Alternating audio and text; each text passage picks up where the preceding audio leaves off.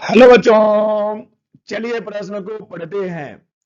एक रेलगाड़ी स्थिर श्रोता की ओर 34 मीटर प्रति सेकंड की चाल से आ रही है तथा श्रोता को रेलगाड़ी की सीटी की आवृत्ति n1 प्रतीत होती है। यदि रेलगाड़ी की चाल घटकर 17 मीटर प्रति सेकंड रह जाए तो श्रोता को सीटी की आवृत्ति n2 प्रतीत होती है। ध्वनि की चाल 340 मीटर प्रति सेकंड है। n1 बटे n2 का मान होगा। दिए गए विकल्प है ए 18 बटे 19, बी 1 बटे 2, सी केवल 2 या फिर डी 19 बटे 18। तो चलिए बच्चों, सबसे पहले हम लिख लेंगे मूल अवधारणा जिस पर कि यह प्रश्न आधारित है। मूल अवधारणा बच्चों, यह प्रश्न आधारित है डॉपलर प्रभाव पर। डॉपलर प्रभाव। तो चलिए बच्चों, पहले समझते हैं कि क्या होता है डॉपलर प्रभाव।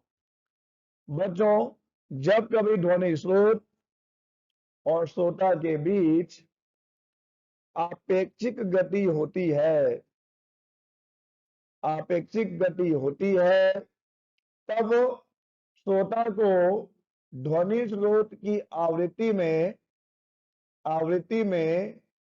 परिवर्तन प्रतीत होता है। ठीक है बच्चों, जब कभी ध्वनि स्रोत और श्रोता के बीच आपेक्षिक गति होगी, यानी कि दोनों की स्थितियां एक दूसरे के सापेक्ष बदलेंगी, तब श्रोता को ऐसा आभास होगा कि ध्वनि स्रोत से जो तरंग आ रही है उसकी आवृत्ति में परिवर्तन हो रहा है।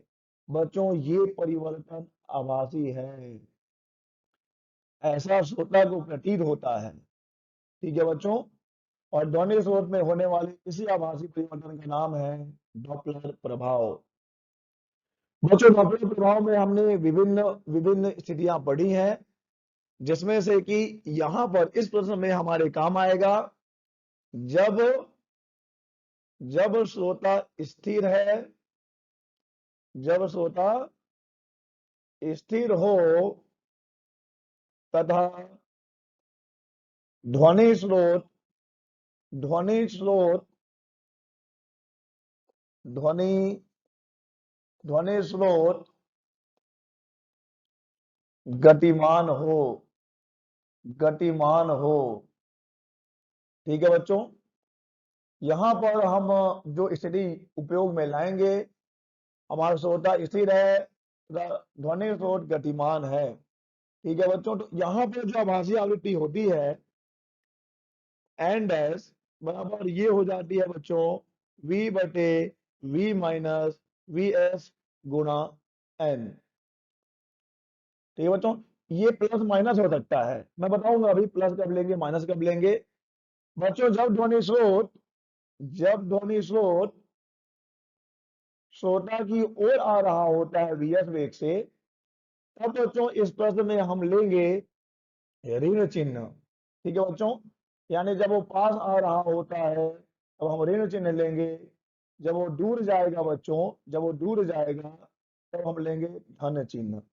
यहाँ पर देखिए प्रश्न में क्या कहा गया है। चलिए प्रश्न पे आते हैं और सही विकल्प का आप ही हम चुनाव करेंगे प्रश्न को हल करने के बाद। एक रेलगाड़ी स्थिर श्रोता की ओर, तो ये बच्चों हमारा श्रोता जो कि स्थिर है 34 मीटर प्रति सेकंड की चाल से आ रही है। ठीक है बच्चों, तो ये हमारी जो रेलगाड़ी है, ये हमारे एक रेलगाड़ी बना लें।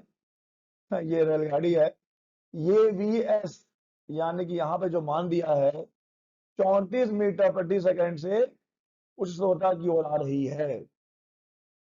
तब श्रोता को रेलगाड़ी की सीटी की आवृत्ति कितनी प्रतीत हो रही है बच्चों? n1 प्रतीत हो रही है। तो बच्चों यहाँ पर अभी हमने देखा था कि जब ध्वनि स्रोत श्रोता की ओर गतिमान हो तब आभासी आवृत्ति क्या होती है बच्चों?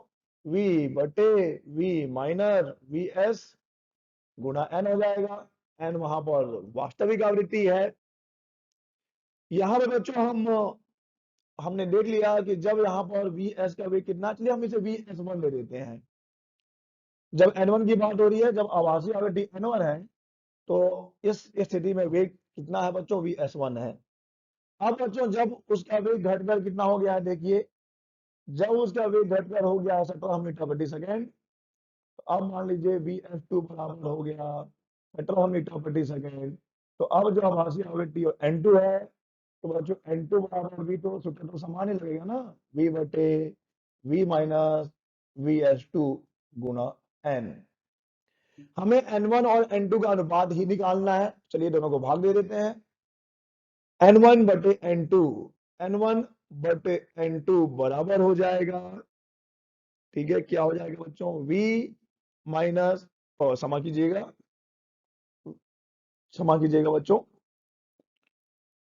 V बटे V माइनस Vs1 N, ये N1 बटे V बटे V माइनस Vs2 और N।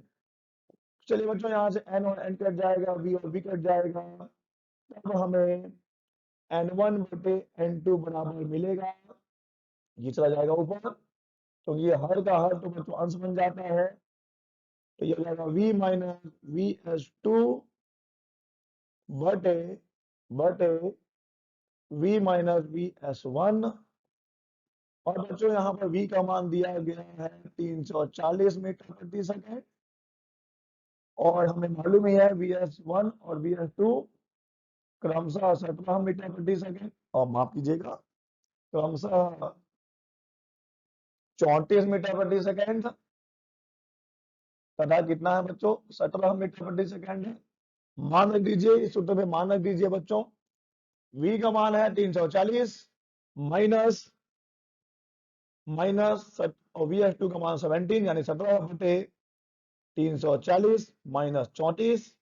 चलिए इसे हल करें, तो बच्चों N1 बटे N2 बराबर मिलेगा 323 बटे 306, और इसे कटाने में बच्चों हमें मिल जाएगा हमें N1 बटे N2 बराबर 19 बटे 18, 19 बटे 18, ठीक है बच्चों। अतः इस प्रश्न का सही विकल्प हो जाएगा D 19 बटे 18। आशा करते हैं आपको समझ आया होगा, धन्यवाद।